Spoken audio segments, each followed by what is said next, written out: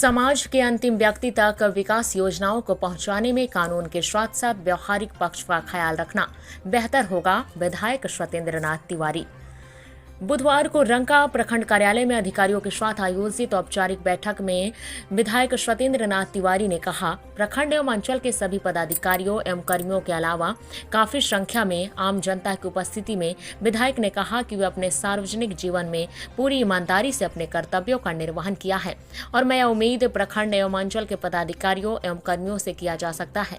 उन्होंने बेबाकी भरे अंदाज में कहा, गरीबों की आह लेकर बहुत रुपया कमाने वाला व्यक्ति अंततः बहुत ही कष्टमय हो जाता है।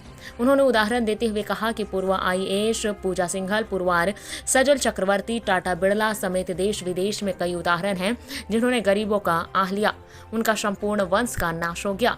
इसका ख्याल रखने की आवश्यकता है। उन्होंने रंका प्रखंड के सभी 14 पंचायतों में मनरेगा एवं 15वें वित्त समेत अन्य विकास योजनाओं में हो रही अंधाधुंध लूट पर नियंत्रण रखने का शिकायत मिलने पर तत्काल कार्रवाई करने की नसीहत प्रखंड विकास पदाधिकारी को दिया। उन्होंने कहा, कल तक क्या हो रहा था वह मायने नहीं रखता, अब क्या हो रहा है वह मायने रखता है। आज समाज के अंतिम व्यक्ति को यह महसूस होना चाहिए कि सरकारी योजनाओं का लाभ उसे मिला। हरी सभा में बात को उठाया कि करप्शन इस सीमा तक है कि 50% तक राशि ब्लॉक तक ही सिमट कर रह जा रही है। लाभों के खाते में जितनी राशि जानी चाहिए वो नहीं जा पा रहा है। इसके लिए क्या उपाय करेंगे?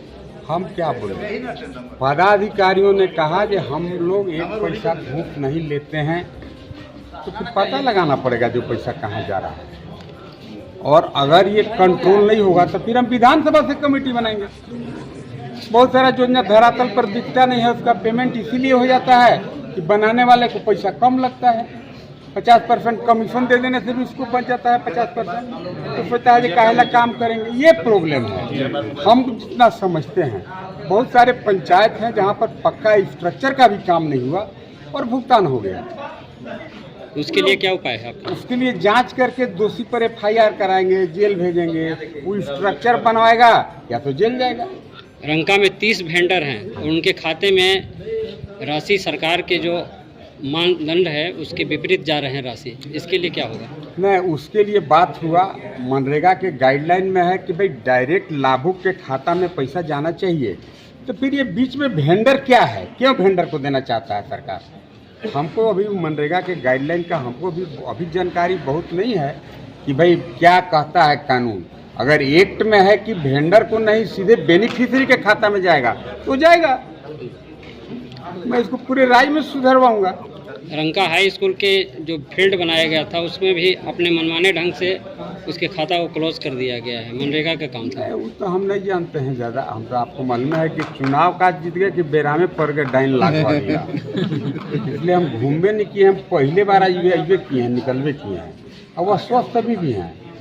ये लगा कि महाराज फेसबुक पर गारागारी कर रहा है, लिख रहा है, कह रहा है कि बीमार नखवा मरते जाके सुतल हवा, डरे घूम रहे हैं। विपक्षी हमारा डरवा के घुमा रहा है। आवास सर, आवास के क्या मामला सर? आवास के लिए सर आवास पर भी मामला आया। हम बोले देखिए, एक घर दो घर कह के आप ऐसे आउटराइटली रिजेक्ट मत करिए। गरीब लोग है, कहीं से ईंटा ले लिया, 4 टुकड़ी ईंटा ले आया, सीमेंट ले आया, रॉड लाया, मान लीजिए कोई छोटा सा रूम ढाल दिया तो आवास हो गया।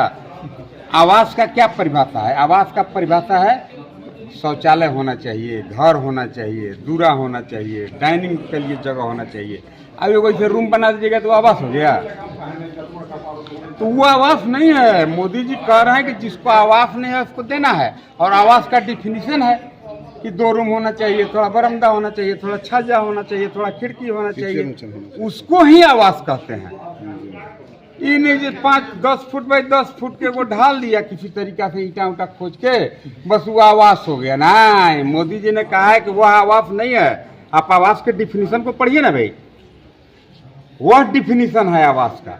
हमको लगता है कि रंका के 90% आदमी जो बेनिफिशरीज हैं, जिनको प्रखंड और अन्य ऐसे ही औचक निरीक्षण इसको समझिए। और मैं अपने जीवन में घूस नहीं लेता हूँ। पानी को लेकर के गिलास उठा करके मैं कहा कि मैं नहीं लेता हूँ। लेना अच्छा भी नहीं है, बाल बच्चा परिवार पर उसका आह लगता है। अगर आप गरीब का निवाला खा जाएंगे तो पाप जरूर लगेगा। वही 5 प्रशासनिक पदाधिकारी को ही पढ़ाया हूँ।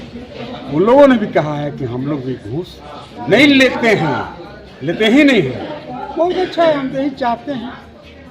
फिर अगर उसमें कहीं कोई फर्क आएगा तो विधानसभा है।